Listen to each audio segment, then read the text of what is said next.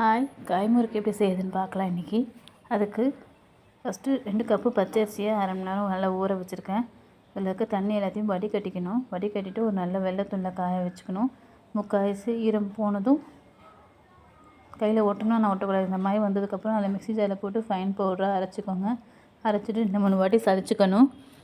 கொஞ்சமாக இருக்கிறதுனால வீட்டிலேயே அரைச்சிக்கிறேன். நிறையா இருந்தால் நீங்கள் மிஷினில் கொடுத்து அரைச்சிட்டு வந்துக்கலாம். இப்போ மாவு ரெடியாக இருக்குது. இதை லேசாக சூடு வர அளவுக்கு, ரொம்ப லேசாக சூடு வர அளவுக்கு, கோல மாவு பதம் வர அளவுக்கு லேசாக வறுத்துக்கணும். இப்போது மாவில் தேவையான அளவு உப்பு, கொஞ்சமாக சீரகம், பெருங்காயம் தண்ணியில் கரைச்சி வச்சுருக்கேன், அதையும் சேர்த்துக்கிறேன். தேவையான அளவு வெண்ணெய், நான் 2 டேபிள் ஸ்பூன் போட்டிருக்கேன்.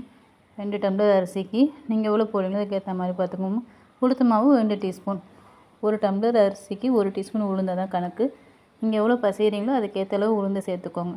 உளுத்த மாவு நல்லா வறுத்து பொடி பண்ணி அதை சலித்து எடுத்துக்கணும். இப்போ முறுக்கு சுற்ற ஆரம்பிக்கலாம்.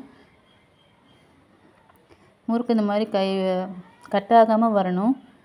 கட்டாயிடுச்சுன்னா லேசாக தண்ணி தொட்டு திரும்ப சுற்றிக்கோங்க. நல்லா ஈஸியாக வரும். 4-5 வாட்டி சுற்றி பார்த்தீங்கன்னா உங்களுக்கு ஈஸியாக வரும். இப்போ முறுக்கு சுற்றி முடிச்சாச்சு. இப்போ எல்லாத்தையும் ஒன்றா போட்டு எண்ணெயில் பொரித்து எடுத்துக்கலாம்.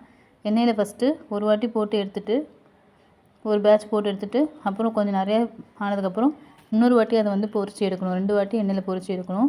அப்போ தான் முறுக்கு கிறிஸ்பாக கிடைக்கும். இதை நீங்களும் உங்கள்கிட்ட ட்ரை பண்ணி பாருங்கள். ட்ரை பண்ணி பார்த்துட்டு எப்படி இருக்குன்னு சொல்லுங்கள். தேங்க்யூ.